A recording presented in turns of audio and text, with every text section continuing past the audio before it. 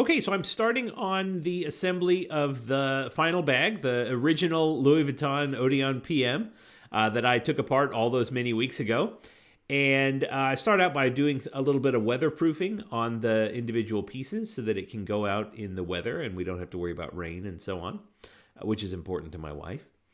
And then I start assembling. Now, I'm not going to show all of the assembly that I did on this bag because I've shown it on the previous couple of bags, but I'll show you me getting started here. I was a little hesitant at first to start punching holes in the canvas. I was going to try and use the same holes that the canvas already had so that I didn't have to make new. But it turns out that I had to punch holes in the leather pieces, and I didn't have a little chisel that was the same width as the stitching in the original bag. So I ended up having to go ahead and make new holes in the canvas, and that ended up working just fine. So I'm not really sure why I was worried about it. But you can see me here making the holes so that I can sew this guy up. And I'm going to go all the way around, starting in the middle, attaching the leather piping here on the one side of the bag until it's all the way assembled. I'm going to show you a few more close-ups here so you can see what the bag looks like in the middle of this process. And so you can see once I've gotten one side fully assembled, you can see that nice band of piping running through the side of the bag there. And it looks really, really good, right? The leather is super clean. It's nice and bright, and it's just looking really, really good. You can see on the back side here that I've kept the same seam allowance on the back side. And I've trimmed the leather to match with that seam allowance so that even on the inside it looks really good. It's nice and clean, which is great. I'm using nylon thread here, and you can see that one little discolored spot there. You'll see that in a couple of places throughout this video. That's just where I've used heat to melt the thread so that it doesn't come unraveled, and the bag will stay nice and tight through the years. So I'm hoping this will last and not unravel and so on. Now this part is interesting. This is the opposite side of the bag. This piece is going to form the pocket along the front. And I used the original holes when I did the sewing. So what I've done here is I've actually attached the original piece of lining fabric to the inside of this pocket. You can see it's just attached there. And there are two rows of stitching here. One that goes right across the very top on the inside, you can see. And then one that goes right underneath that canvas fold-over piece. And it's already folding up. So I wish I'd taken better pictures in this process because I'm not sure how this is supposed to be done, because over time that thing is going to certainly flip up and start to be irritating for when you stick your hand in it. And so what I'm going to do is actually go through and just add another row of stitching there across the top. And you can see it here. So I've added this third row of stitching, and that's going to create two rows on the front side and really three on the back, but you'll never see those bottom two on the inside of that pocket. And I'll flip this over here in a second, and you can see what it looks like on the front side. It'll just be two rows of stitches there that are running across the front of the bag. And that'll make it stay together really well and add a little bit of durability to that pocket.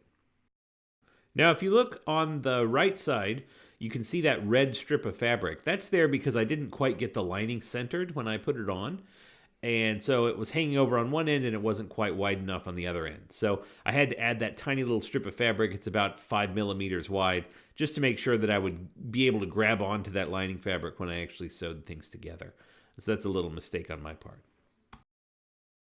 What you're looking at here is the exterior of the bag once I've gotten everything sewn up.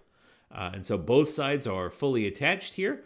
You can see that little red strip of fabric peeking out on the left side there. But the bag's fully assembled. A couple of things that you will notice is that there's one kind of glaring mistake here.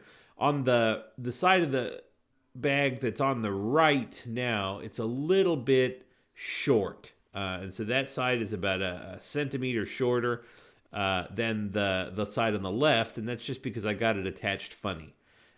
It kind of bunched up at the bottom, and so it didn't really get up as high as it should have. And what that means is that I had to kind of trim off a little bit on the long side so that the zipper would fit correctly when I actually did the final attachment of the lining fabric.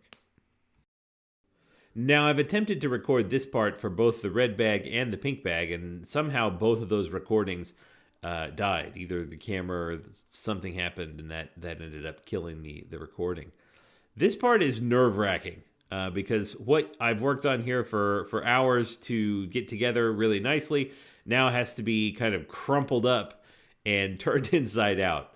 I've hated doing this step on all of the bags I've built so far, and I hated it even more on this bag with that canvas, because the last thing you want is for creases to get worked into the fabric, and that happened on the pink bag a little bit. Not so much on the red one, but I was really fearful that I would have a problem with creases in this particular case. But as it turns out, this canvas material is really sturdy, and it doesn't really crease very easily. And so I was able to get the bag actually turned inside out relatively easily. The stitching was super strong, so I wasn't worried about that breaking. I just wanted to make sure that the bag looked good and didn't have any mars or creases or folds in it when I finally got it turned inside out. So this process, if it's making you cringe, it made me cringe as well. This was absolute pain and fear in getting this thing turned inside out. But in the end, it worked. There's got to be a better way to do this than what I'm doing here. So all of you experts out there, feel free to leave me a comment and let me know what I've done wrong in this process. But it turned out working okay. But this is what it looks like. You can see that gap there at the top where the pocket side is a bit shorter than the non-pocket side, and I've got to go in and fix that. So I just have to take a pair of scissors and just whack off that kind of overhang part on the back part of the bag. So I cut that piece off, shed a few tears, and moved on. Here you can see how that outside pocket turned out. You see the two lines of stitching. In the original, there was only the bottom line of stitching. It's in exactly the same place, but I've added that top line, and I think what that'll do is make it a little bit more comfortable to reach your hand inside and pull things out. No risk of anything getting snagged or anything falling apart or anything like that. Okay, so here I've cleaned up the top part, gotten everything even, and I've started to attach those leather pieces. So you can see here's the place where one strap will attach. It's attached to the exterior of the bag, and the top line of stitching isn't used yet. That's because that's where the zipper attaches and the inside liner attaches. So I've got one of those on there, plus those leather strips that go across the top, and you can see it looks really, really awesome. That bright, light-colored, clean leather there looks really fantastic. I did polish up the brass D-ring there on the bag, and that looks fantastic as well. So I'm really excited about how that's looking. It's just clean and nice and weatherproofed, and so I think it's going to stay nice for a long time and be really excellent. So this is looking great. Okay, so here the bag is finished, except for the strap, and it's looking really good. So I got that inside part, the lining part, attached. It's all the way done, all the way around. I actually had to attach it twice. The first time I put it in backwards, and the pocket was on the wrong side, and Jennifer, my wife, pointed that out very kindly. And I also got it a little bit off center. Turns out that's the most important part of the bag. So if you don't get it on right, then everything's wonky and it doesn't open smoothly, and it's just makes everybody sad, it turns out. So I took it off and turned it around and got the zipper centered, and now everything is smooth and wonderful and great, and it looks excellent. So it's turned out really nicely. The pocket looks fantastic, even though I had to shave about a centimeter off of the back. It's just slightly shorter than it would have been if I hadn't made that error. But you can't tell it. It looks really good, and if you compare it to the picture on the website, from a distance you can't tell that it's not original. What you won't find on this bag are the Louis Vuitton marks that are originally on the leather. It is pretty obvious to the keen eye that this isn't original, even though it turned out really great, and I'm just super happy with it. Now, it turns out that I wanted to do something special for the strap because on all of the previous bags, the pink one and the red one, I've been really unhappy with how the strap turned out. The stitching didn't look great. It didn't line up properly. And so I decided to go to the Louis Vuitton store and do a little bit of shopping. And so I surprised Jennifer with a new strap. I think this is called a bandolier of some kind. So I don't know what the names are. But here it is, unboxing for the first time. And so you can see this strap. It doesn't exactly match. It's got the monogram pattern on it, and so that's pretty consistent.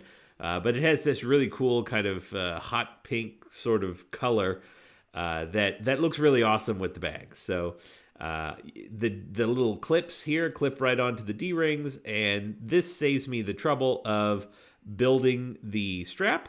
And it also gave me a great idea for a nickname for this bag. From now on, I'm going to call it the Franken bag. And at the end of the day, Jennifer really liked it, and she was excited about how it turned out.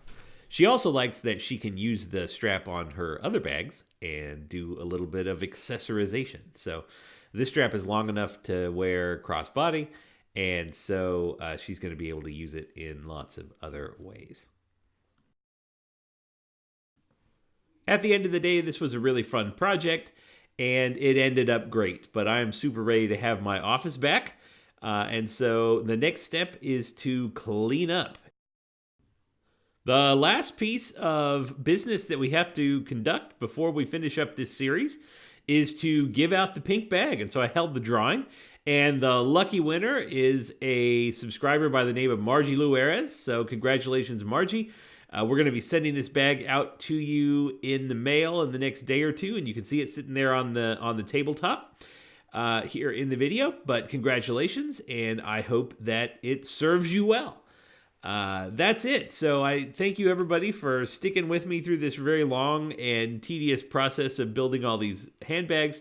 I certainly learned a lot about the process of doing all this work, and I'm looking forward to the next project that we're going to get to work on together. So if you like these videos, do subscribe, share them with your friends, and I will see you next week with a new project.